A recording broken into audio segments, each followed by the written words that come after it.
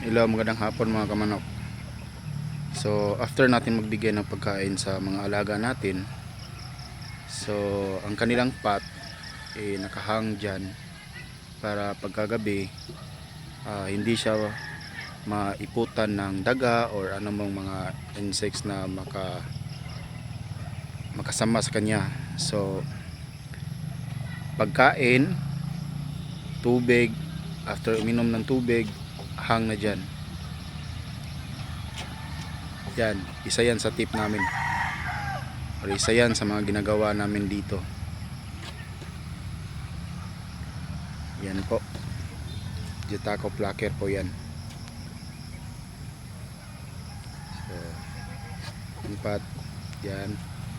At yung isa namang manok natin dito, ayan, nakahang na rin yan. So, dahil matakaw siya, yan, kumakain, naghahanap ng pagkain.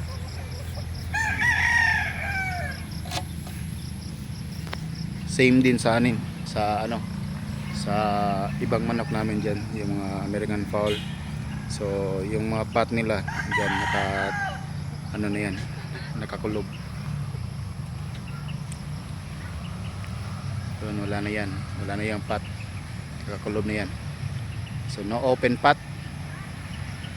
kulob yan lahat para walang makain, para walang makabigay ng masama sa manok. Yun lang, bye.